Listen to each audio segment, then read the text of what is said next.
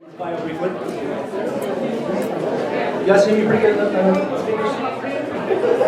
Major General Dennis Laich is commissioned to the Army ROTC at Lafayette College, East Pennsylvania in 1971. He's earned a variety of command and staff assignments, primarily in military police, transportation, and logistical units. The last 14 consecutive years of his 35 years of service to our country, holding command positions at Fort Colonel through 2-star level, including Joint Command, culminating in command of the 94th Regional Readiness Command at Fort Devens, Massachusetts. He is a graduate of the U.S. Army War College, the Command and General Staff College, the Program for National and International Security Studies at Harvard University's Kennedy School of Government. In civilian education, he has a bachelor's degree from Lafayette College and a master's degree from West Virginia University and St. Francis University. His military awards include Distinguished Service, the Defense Distinguished Service Medal, the Legion of Merit, and the Joint Meritorious Service Medal. The Major General Laich's civilian career was spent in manufacturing and finance assignments as President and Chief Operating Officer and Plant Manager with several large and mid-cap private and public health companies. Major General Laich and his wife Colleen live in Columbus, Ohio, have 2 grown children. Please join me in welcoming Major General Laich. Can I just see a show of hands of those in the audience who are military veterans? I want to take a moment to thank you for your service to our nation. At some point during the course of this presentation, one or more of you may wonder how in the world this guy ever got to be a 2-star general. I can tell you that there are those in Washington, D.C., on Capitol Hill and at the Pentagon who are wondering the same thing. And they nominated me and confirmed me. So if you figure it out, please let them know so they can turn their attention to more value-added questions. One thing in terms of format, what I would like to do is give you about 20 minutes of a presentation that comes out of my book, Skin in the Game, Poor Kids and Patriots. And then we can go ahead and I'll engage any questions that you might have, and we can have some dialogue. But let me lay a groundwork with some prepared comments that I have right now. Ours was once a nation that could proudly and honestly say, some gave all gave some. Today, we're a nation that says, some give all, most give nothing, absolutely nothing.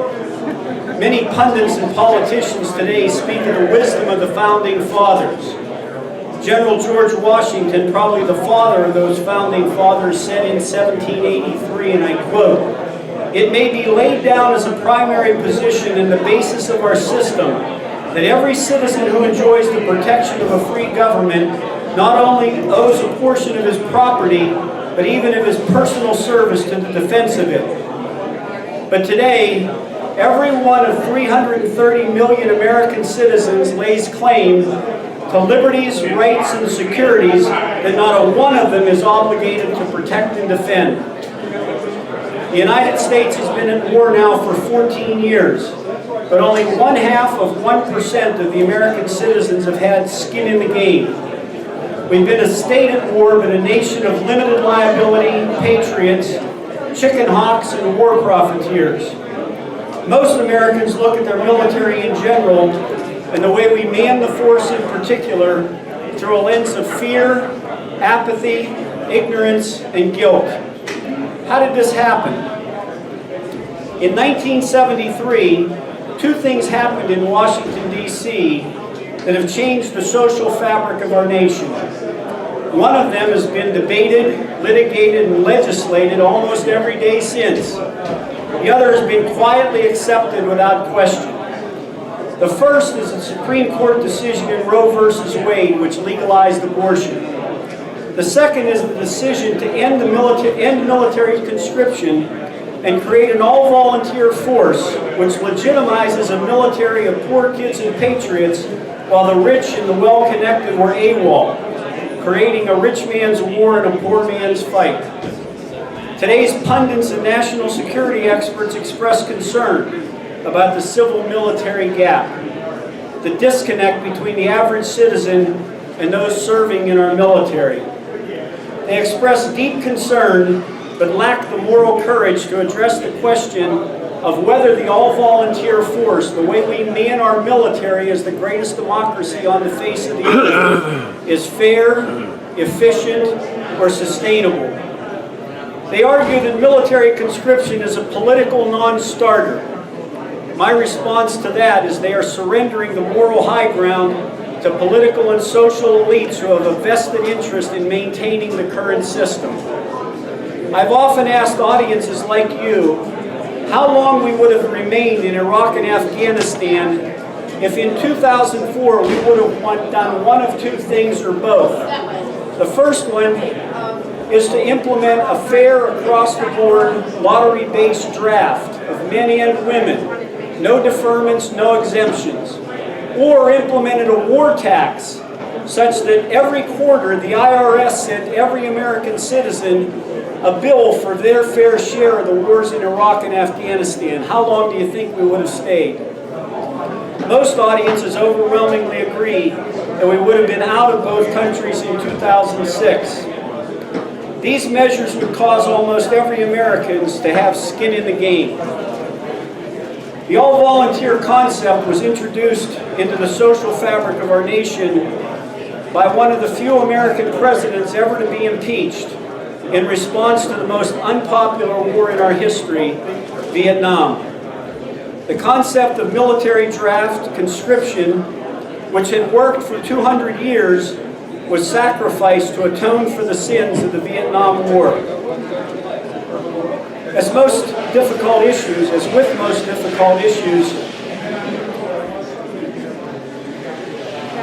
most difficult issues, President Nixon set up a presidential commission to address the issue. And also, like most presidential commissions, its mandate predicted its outcome.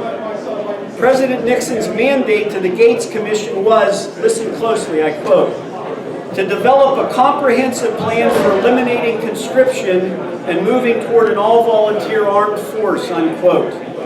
The commission gave the president exactly what he wanted.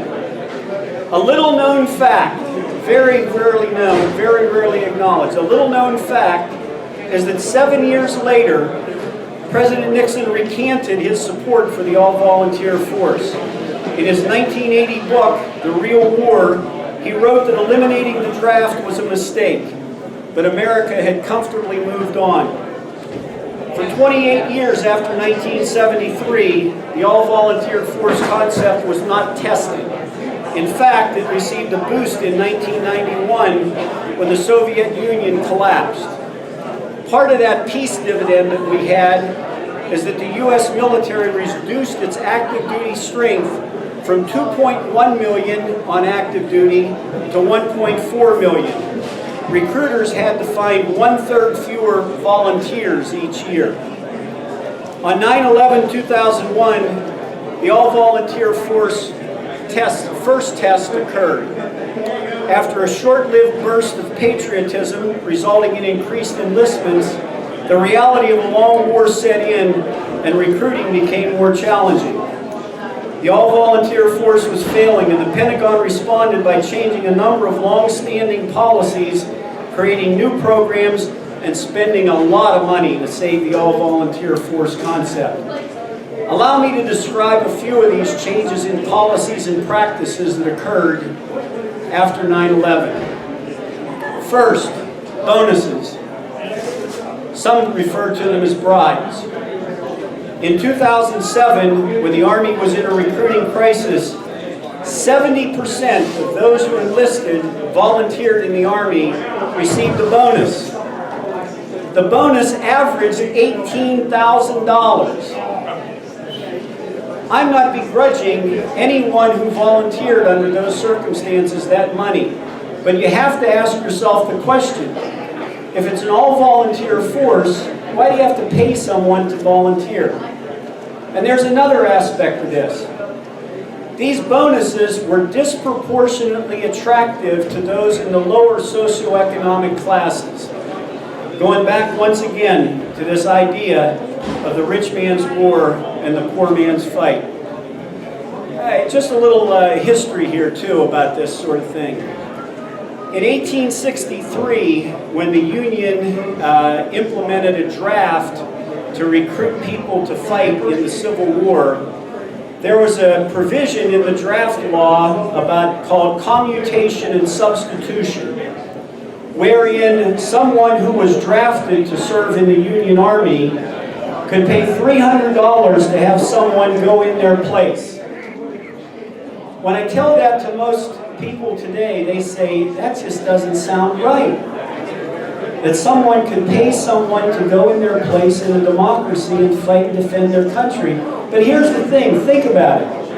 What's the difference between a very wealthy person in 1863 writing a check out of their own account to have an Irish immigrant go fight in the war on their behalf and what we did in 2007? Let me tell you the difference. The difference is that wealthy person in 1863 wrote the check on his own account. What we did as a country in 2007 was borrow the money from China and laundered it through the Pentagon. Second point, repeat deployments. The long-standing deployment policy of the Department of Defense was 2 years recovery for every year in combat. Because the all-volunteer force couldn't be expanded effectively, the deployment ratio quickly became 1-to-1. 1 year in combat, 1 year recovery. And in many cases, even less. As a matter of fact, we deployed soldiers and Marines in particular, but other services also, for up to 15 months of deployment in combat in Iraq and Afghanistan. By 2008, it was not uncommon to hear of active duty soldiers and Marines on their 3rd and 4th combat tour, with devastating effects on the physical, emotional, and psychological well-being of these service members and their families. In reality, the Pentagon's deployment policy became, no horse is so dead that it can't be beaten one more time. Third, psychotropic drugs, powerful drugs. As a result of the deployment policy and fighting an insurgency, service members were individually stressed. These stresses manifested themselves in the form of PTSD, depression, anxiety, sleep disorders, and other problems. But the Pentagon still had a war to fight. So it miraculously changed its long-standing policy of not using prescription psychotropic drugs to deal with its soldiers and Marines' psychological and emotional problems. Short-term better living through chemistry ensued, with no thought given to the long-term effects of the addiction to powerful drugs such as Seroquel, Valium, or Risperdal, and the probability of young service members creating their own drug cocktails in the combat zone. If you think about this, and what we're doing with psychotropic drugs, what we did for a number of years with psychotropic drugs in the military, I can tell you that many of these drugs, the FAA does not allow commercial pilots to fly under the influence of. But we were not only giving these powerful drugs to service members going into the combat zone in one hand, but giving them live ammunition in the other. If you can tell me that that's right, I'll be happy to engage you. But somehow or another, this use of psychotropic drugs to fill the forces was wrong, and we're paying the cost for it today because you can't turn these psychotropic addictive drugs on and off. Fourth, stop loss. Stop loss is the Pentagon policy of keeping a service member on active duty beyond his or her discharge date if the unit to which they're assigned is to deploy within 90 days. It's a technically legal but morally indefensible backdoor draft, totally inconsistent with the concept of volunteerism. And tens of thousands of service members were kept on active duty after their discharge date as a result of this law. Fifth, lowered enlistment standards. In 2007 and 2008, the Army faced a recruiting crisis. Not enough Americans who could meet the enlistment standards were volunteering. So the Army lowered its standards for age, physical fitness, education, and most alarmingly, criminal history. Recruiters dealt with criminal histories for felony convictions by granting quote-unquote moral waivers. Thousands of moral waivers were granted in order to allow otherwise unqualified volunteers to serve in the military. Now, I'm not talking about criminal records for petty crimes. There were arsonists, violent assaults, and other felonies that were given moral waivers to join your military because not enough who were qualified chose to volunteer. The use of contractors. The use of contractors to perform tasks traditionally performed by uniformed U.S. military has expanded dramatically since the introduction of the all-volunteer force because not enough Americans volunteered to do the work. The use of contractors rose even more in Iraq and Afghanistan. At one point, there were more civilian contractors in Iraq and Afghanistan, in Iraq, than there were U.S. service members. These contractors did everything from physical security to intelligence gathering to serving meals. Halliburton, DynCorp, and Blackwater led these war profiteers at great expense to the U.S. Treasury and often tragic results, such as the 2007 killing of 17 innocent Iraqi civilians by Blackwater operatives in Nasir Square in Baghdad. Now you may say, well, why is that an issue? At the same time that these Blackwater operatives that to the Iraqi citizens represented the American public, we were trying to win the hearts and minds of the Iraqi population. Difficult to do when you're shooting innocent civilians on the streets of Baghdad. Finally, the unprecedented use of the National Guard and Reserves. In 1973, these two components of the military were identified as a strategic reserve to be deployed only in the event of full national mobilization as a short-term bridge to allow a draft until the call-up could be executed. A draft call-up was never considered. Because the active force under the all-volunteer force could not expand effectively, these reserve components became an operational reserve. It's not uncommon to hear of a reservist or National Guardsman on their third combat tour. The use of these components placed unique strains on families, employers, and communities. I would remind you that only 3 months ago, a 39-year-old Central Ohio Naval Reservist was killed on his third combat tour, leaving behind a widow and 2 young daughters. Many observers feared that the stresses of a long war would break the force. The force did not break, but tens of thousands of service members and their families broke. As a result of these stresses, post-traumatic stress disorder became the signature wound of these wars. Among military families, divorce, domestic violence, and child abuse rose dramatically. Drug addiction, both prescription and legal, became rampant within the active and veteran population, as did alcohol abuse. Suicide became a crisis. For the first time ever, the suicide rate in the United States military exceeded the rate of the civilian population. Veterans of these wars were faced with homelessness, unemployment, and a corrupt and dysfunctional Veterans Administration. Let me just say something about veterans' homelessness. Veterans constitute the largest cohort of homeless people in the United States. These are the same veterans that we gratuitously call heroes. You tell me how, in the greatest democracy on the face of the earth, you can put homeless and heroes in the same phrase. We should be ashamed. Pundits, politicians, and the public wring their hands over the problems that service members, veterans, and their military families face.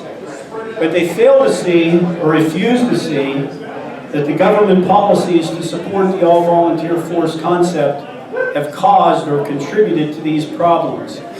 These pundits, politicians, and the general public are limited liability patriots with support the troops bumper stickers on their cars, but have no skin in the game. In my book, Skin in the Game, Poor Kids and Patriots, I present an argument that the all-volunteer force is not working and will not work in the future because it's unfair, inefficient, and unsustainable. A nation that is $17 trillion in debt cannot afford the rising personnel cost unique to the all-volunteer force concept, or the national security risk that not enough qualified Americans will volunteer for military service. Before he left office in the Pentagon as Secretary of Defense, Secretary Leon Panetta said that if personnel costs continue to rise to support the all-volunteer force at the same rate that they have over the past 10 years, by the year 2039, personnel costs will consume the entire defense budget. We need to have this conversation and this dialogue about whether the all-volunteer force is working and whether it will work in the future before we're faced with a third question that's even more alarming. What if we had a war and no one showed up on our side? Today, there's serious talk in America of boots on the ground to confront ISIS, the Russian adventurism in the Ukraine, and perhaps other trouble spots around the world. For instance, Yemen, most recently. Be assured that those boots will not be worn by the children and grandchildren of chicken hawks and war profiteers in Washington and Wall Street. There's a Pew study that was done not too long ago that looked at Congress, the arm of government that's charged with the responsibility to declare war. The Congress that just expired January, is a Congress that has the smallest number of military veterans in the history of our nation. Now, I'm not saying that great wisdom comes from a couple of years of serving in the military, but you certainly have a different perspective on things. But to take that a step further, the Pew Research indicated that in the last Congress, of the 535 members of that Congress that has the responsibility to commit America's sons and daughters into harm's way, where bad guys have live ammunition with the intent to kill them, only 10 of those 535 members had a child or grandchild in the military. Those boots will belong to poor kids and patriots from places like Chillicothe and Loudonville. If as a nation we want to close that civil-military gap, reduce reckless military exercises, and save the next generation of U.S. service members from the same kinds of tragedies visited on this generation of veterans, we have to engage in a fact-based dialogue that asks the question, is the all-volunteer force working, and will it work in the future? As I said before, the alternative is to be faced with the question, what if we had a war and nobody showed up on our side? I invite you to join me in that dialogue. As an American citizen, you owe nothing less to your country, to our soldiers, sailors, airmen and Marines, and Coast Guard members, past, present, and future. Thank you for inviting me today.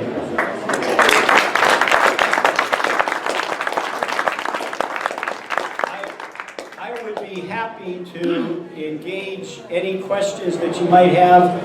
I can tell you that I'll do one of three things with a question. I will either answer your question completely and fully to the best of my knowledge. I'll tell you that I can't answer it for some reason, usually because it's a sensitive issue. Ironically, I still have a top secret security clearance. Matter of fact, one level above the top secret. I'd rather not jeopardize that and reading the New York Times tomorrow. Or the last one is, I don't know and I'll tell you.